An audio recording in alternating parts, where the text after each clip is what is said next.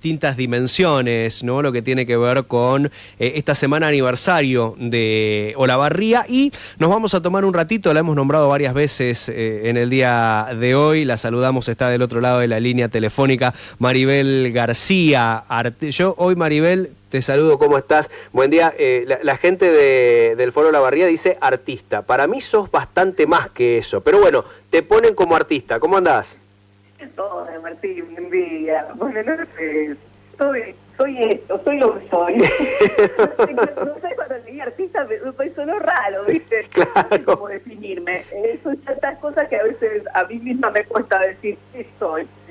Bueno, Maribel, la llamada tiene que ver porque ayer hablábamos con Marcos Rodríguez, ¿no? Del tema de la historia de la fundación de la ciudad. Hoy Marcos da una charla a 17:30 y además de la ciudad, el partido de Olavarría está compuesto por los pueblos, ¿no? Que cada pueblo, entiendo, a vos te ha tocado trabajarlo y mucho al tema, tiene una idiosincrasia, tiene un nivel de pertenencia. Uno piensa en una colonia de Hinojo, con todo respeto, abocada a la agricultura, muy cerquita, una Sierra Chica, hiper relacionado con la piedra. Digo con todo respeto porque Maribel es de Colonia, entonces para tratar de... Soy de Hinojo. Bueno, no, no digamos H... No, de Hinojo. De Hinojo siempre me ha recibido de maravilla. Pero si voy a algún lugar y no digo que soy de Hinojo, no de Hinojo, yo siempre digo, Maribel, te olvidaste, porque muchas veces por ahí me presentan, soy de Olavarría. No. Soy de Hinojo, nací en Hinojo, mis tatarabuelos llegaron aquí a Hinojo junto con los fundadores, así que mi historia comienza en esta localidad. Justamente que, fíjate, Hinojo de Colonia Hinojo, pareciera que primero se habría fundado Hinojo, ¿no? Y después la colonia. Y no, nos antecedieron muchos los alemanes del Volga que llegaron a Hinojo, a Colonia Hinojo justamente, y acá a Hinojo después de algunos años llegaron justamente Ángel Bardi y David Espineto, que después sí fundaron la localidad de Hinojo. Pero antes llegaron los alemanes del Volga. Maribel, hay algo, yo decía ayer con Marcos que Olavarría se funda con lo que tiene que ver el avance de la frontera, ¿no? De la lucha contra el indio y demás. Y los trenes llegarían mucho después, porque yo decía que en la provincia de Buenos Aires hay como una segunda oleada de fundaciones de pueblos con la llegada del tren. ¿Las localidades de Olavarría están, siempre que podamos generalizar, más relacionadas con el combate contra el indio, están relacionadas con la llegada del tren, están relacionadas con lo productivo? ¿Qué se puede plantear desde ese lugar? Todo lo que vos dijiste, justamente todo esto está relacionado con la fundación de distintas localidades, porque tenemos más de 20 pueblos y parajes en el partido de Olavarría.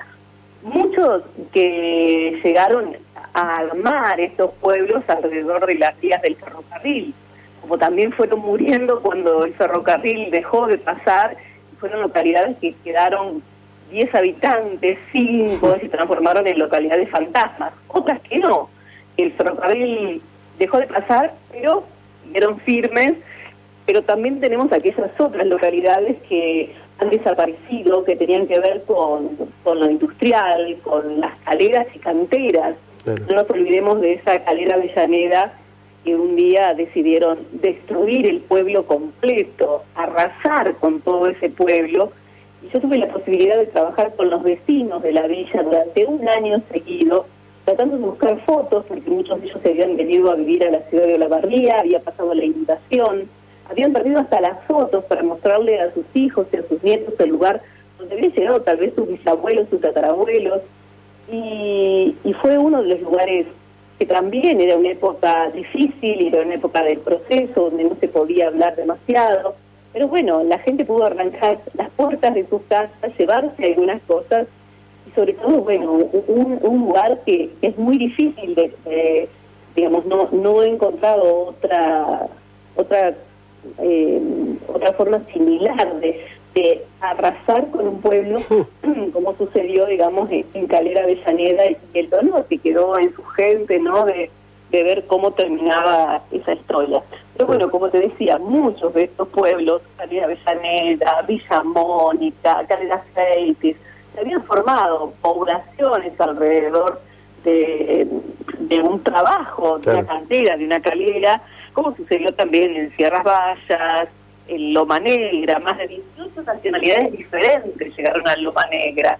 Es decir, cada pueblo tiene una historia muy particular, cada pueblo tiene una historia de lo que es la industria lechera, la industria láctea, en toda la zona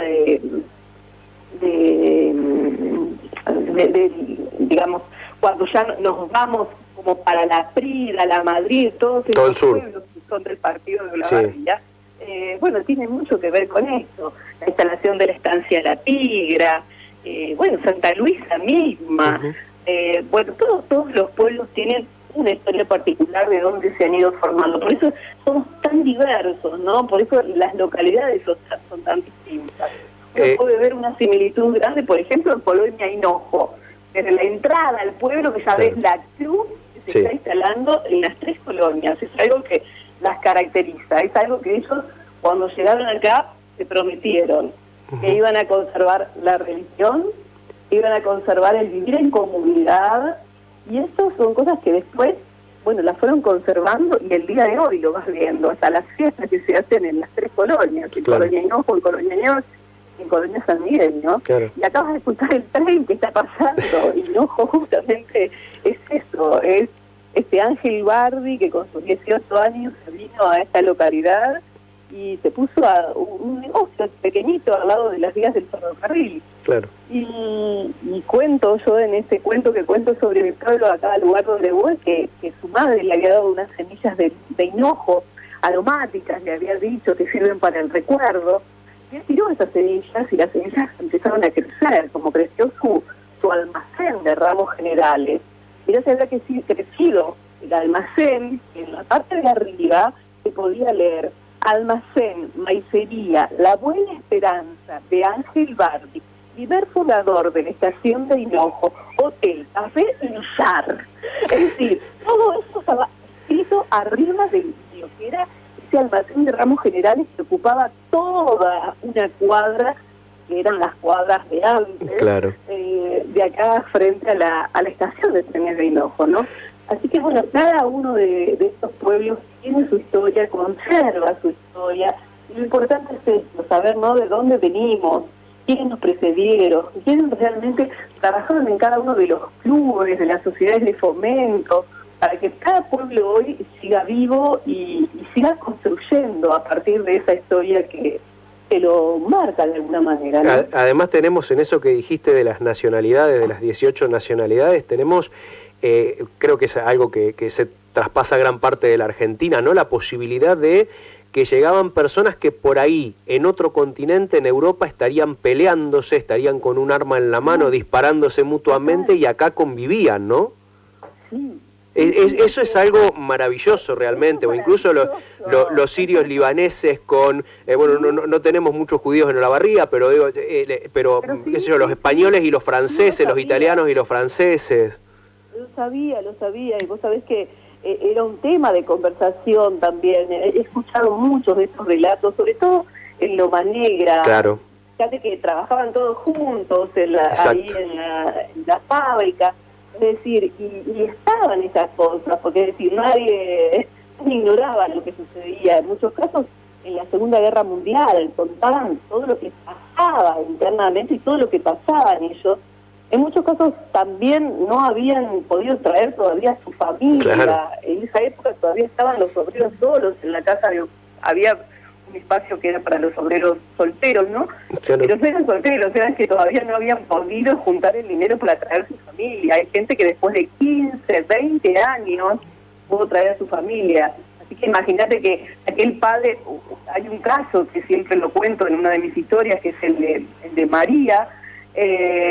Conoció a su papá porque su mamá había quedado embarazada cuando su papá se viene acá porque empezaba la Segunda Guerra Mundial, que ella conoció a su papá cuando tenía 15 años, es decir, esperó casi todo ese tiempo de su niñez, donde todo el mundo le decía que el padre no había ido a la guerra y que se había escapado de la Argentina, y que el padre, bueno, cosas tremendas, que en el pueblo a la mujer la había dejado sola, que nunca más iba a volver, que tenía una familia acá, digamos, todo ese tipo de cosas que pasaban a aquellos que habían quedado en aquel lugar, de todo lo que fueron sufriendo, para después poder reunirse en familia y volver a rearmar una familia, porque imagínate si no ves a tu mujer después de 15 años, uno se tiene que rearmar diariamente las relaciones. ¿Cómo será encontrarse después de 15 años con una persona que, bueno, seguramente ha cambiado un montón desde que la viste la última vez, ¿no? Te recomiendo para que adaptes y lo cuentes la historia de Daniel Lobano, Rosina, de su abuela.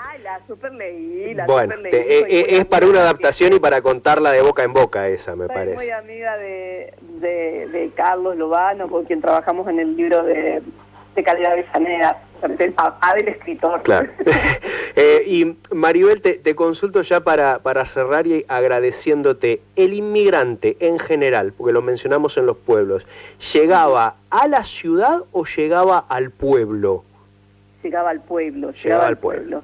Ya todos tenían familiares, en el caso de mi familia, por ejemplo, que había venido de Suiza a Uruguay, y de Uruguay, como tenían familiares trabajando acá en la panadería de Rodríguez, se vinieron mis abuelos a trabajar acá en la panadería. Ya venían con un grupo, y la mayoría así en las colonias ya los llamaban porque estaban ellos instalados en cada colonia. En los pueblos rurales lo mismo, en Espigas, que recuerdo perfectamente. En toda esa zona ya venían con alguien que se había venido y que estaba trabajando, pero directamente, por lo menos lo que yo conozco de los pueblos, a los pueblos en sí. Bien. Maribel, te agradezco este ratito con la radio. Mañana a 7 de la tarde en la casa de Eduardo Chino Correa la van a estar reconociendo, así que acérquense todos a darle un beso y un abrazo a Maribel y a escucharla un ratito también. Te mando un beso grande y gracias nuevamente por este ratito. Un placer, los espero mañana, y la verdad que, como siempre, volver a la radio de alguna manera fue uno de los lugares donde fui muy feliz siempre, así que recuerdo Radio La Barría siempre con mucho cariño. Algo se nos va a ocurrir. Para los próximos tiempos algo se nos va a ocurrir, quédate tranquila, que se vienen nuevos aires. Qué lindo, cuánto me alegro. Te mando un abrazo grande a vos también, un gran compañero de la facultad, así que tengas una hermosa jornada hoy y un hermoso trabajo. Gracias. Maribel García, la creadora de los museos de los pueblos, aquí en el aire de LEU.